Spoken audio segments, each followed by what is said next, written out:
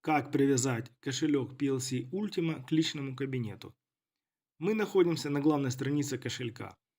Идем в правый нижний угол, значок шестеренка, это настройки, и нажимаем на него. Далее поднимаем страничку в самый верх, опускаемся вниз и находим поле авторизация. Нажимаем кнопку «Войти». После этого вводим электронную почту и пароль от кабинета Ultima Farm. Ставим галочку, у вас кнопка «Войти» станет активной, нажимаете на нее.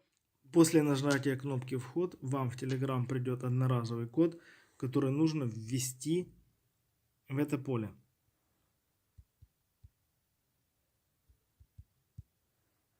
Нажимаем кнопку «Подтвердить».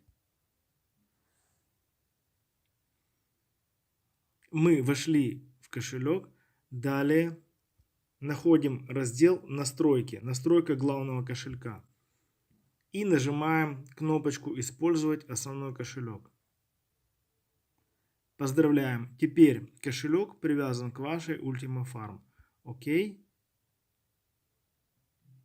После этого наш кошелек появится у нас в кабинете.